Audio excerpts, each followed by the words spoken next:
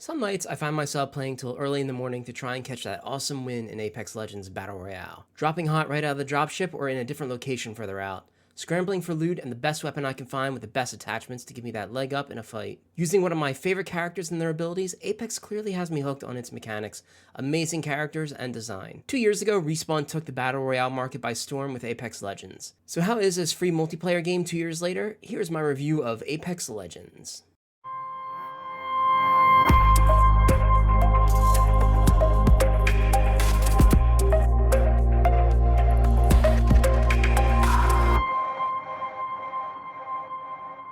Apex Legends takes place in the Titanfall universe after the Frontier War. Some legends have a connection to the Frontier War, such as Bangalore, while other legends like Wraith, it's not exactly what her past is with the war itself. Apex shines on its lore and characters. Each season introduces a new legend with an interesting history and motivation. Sometimes during a limited time event, Respawn will release a video detailing a character's past, such as Pathfinder and what his true purpose may be, or Wraith and how she came to be with her void powers when she was being experimented on. These stories from the Outlands are great to add to the lore in Apex Legends. It keeps the fans engaged with the characters. What's more is that some of the characters may have special dialogue between them when in a specific area in Battle Royale. This all makes players care about the characters in this universe. The core of Apex is its characters or legends. Each legend is different and unique in their own way. Before they enter a match, players will select what legend they want to play as. Each legend has a different set of abilities. A passive ability which does not need to be charged up and is used in very specific situations. Take for example Bloodhound's tracking abilities. When playing as him, the player is able to see that enemies have been in a certain place and he will be able to see how long ago they were in that specific location. Wraith's passive ability is an alternate version of the character warning the player someone is aiming at them. Then we have their tactical ability. This ability can be used more frequently and doesn't require much charge-up time. Going back around to Bloodhound, he can scan an area and any opposing players will be highlighted as well as their movements for a few seconds. Finally, we have the ultimate abilities. This ability needs to be charged up and players can only use them a handful of times in a match.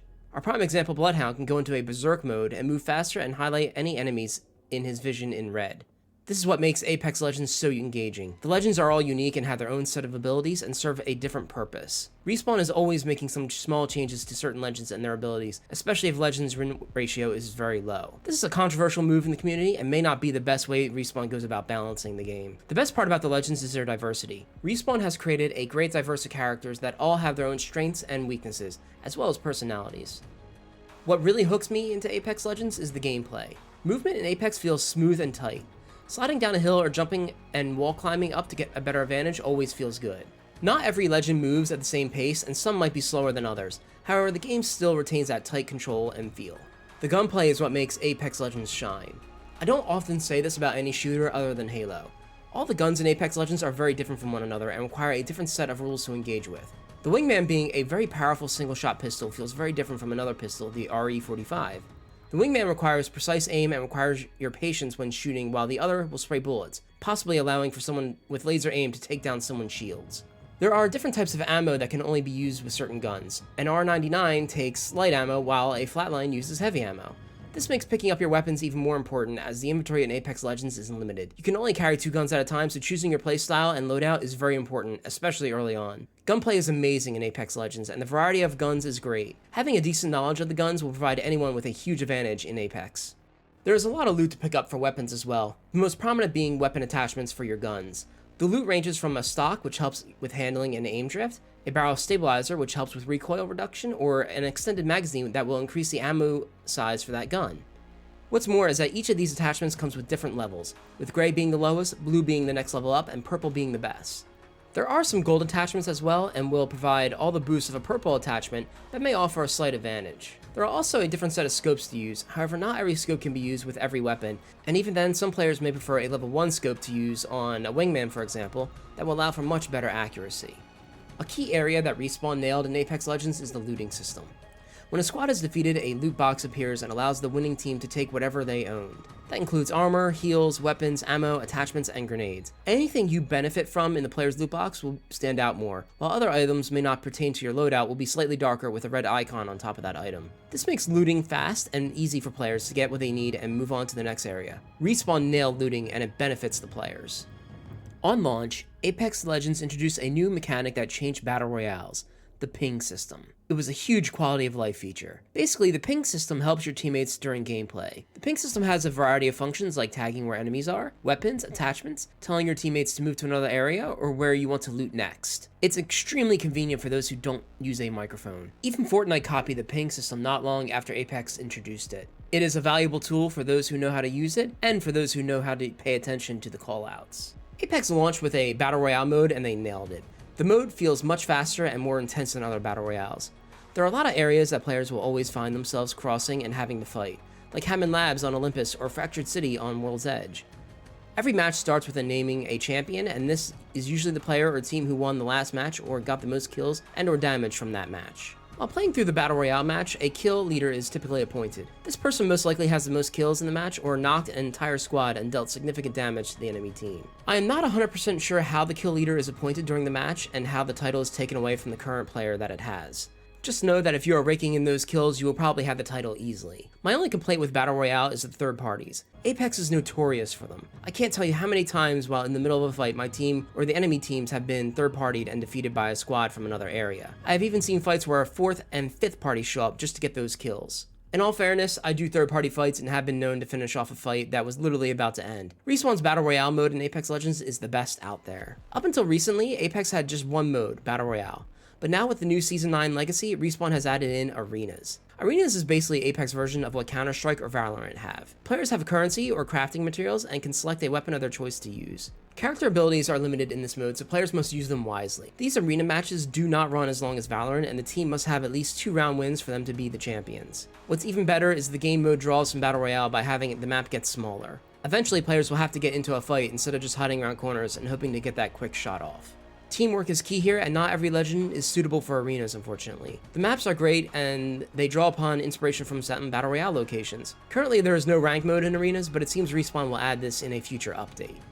Apex has 3 main maps for Battle Royale. The first introduced was King's Canyon. The map was small compared to other Battle Royales. This worked well and made looting much quicker and fights more intense. Over the last 2 years, King's Canyon has gone through some changes, most notably getting rid of areas called the Dome and Skulltown, making the map a little smaller, which was a bit odd. More recently, in Season 8, they opened up a new area where a massive party ship crashed, which added more looting areas. King's Canyon is not a great map for ranked playlists, but for regular matches, it's alright. Respawn's level design and the other 2 maps have gotten better.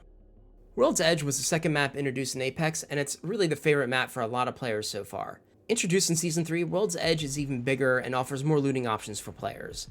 This relieves the stress of having to find a good looting spot when leaving the dropship with your squad. What is also nice are the diverse locations on World's Edge. Some areas are grassy hills, some are lava-filled areas, and some are snow-filled areas. There are also massive cities like Skyhook and small areas like Lava City or the Epicenter. World's Edge is a really great map with a nice diverse set of locations which makes it fun to play on. Olympus, the third map to be introduced, is my personal favorite of the Battle Royale maps. This map was introduced in Season 7. I have to admit, I really enjoyed the look and feel of this map. Olympus is a floating city like a rich person's paradise. Oasis or Bonsai Towers are both really nice locations, however they can be deadly as those are really intense hot drops. There's a lot of choice in choosing where to loot on Olympus. This makes it easy to quickly find a gun or 2 and some ammo before engaging in a fight. Olympus also introduced a hovercraft, which is great for quickly getting around the map if your team is too far from the circle. Recently, in Season 9, Olympus has actually gotten a new area to loot, a ship with some overgrowing plants taking it over. Other than the new additional area, Olympus hasn't changed much, and honestly, that's a good thing. If there is one area that I think Apex could use some work is their economy system, where players can earn different skins for the legends and guns. There are 4 different currencies, and this can be a little confusing. First up, there are Apex coins, and these can be earned in the Battle Pass, and also bought through the Apex store in packs. They can also be used to unlock skins in the store or purchase the Battle Pass. You can also use them to purchase Apex packs, which unfortunately are loot boxes. You don't know what's in an Apex pack until it's open, and you generally unlock something that is not a legendary or epic item. Then there are legend coins, and these can be earned by just playing Apex Legends. They can be used to unlock a legend or skins from the store. However, to unlock skins from the store with legend coins, you first need to buy another skin that requires Apex coins, which costs money. I have found their use mostly limited to just purchasing new legends when they arrive every season. Next up, we have legendary crafting materials, and these are used to craft weapon skins, legend skins, finishers, weapon charms, banners, and emotes. These can usually be attained through Apex packs and also through the Battle Pass. Crafting a neat legendary skin usually requires over 1,000 crafting materials, so players are careful as to how they spend these. Finally, we have the incredibly rare heirloom shards. These can only be obtained through opening Apex packs, and the chances of opening one up is rare, like 1 in 500 rare. Every legend will eventually get one heirloom that will fit their character, like Wraith's kunai knife or Bloodhound's raven bite, and the character will carry it when there is no weapon equipped in the hands. Respawn usually releases a new heirloom every season for a character that doesn't already have one. Last season it was Bangalore's Cold Steel. Purchasing these heirlooms is not cheap, and players will need to spend over $100 during a limited time event to obtain one. Overall, I feel the economy in Apex Legends is really fractured between these different currencies and can be a little confusing. It is a long way off from Fortnite's V-Bucks in understanding.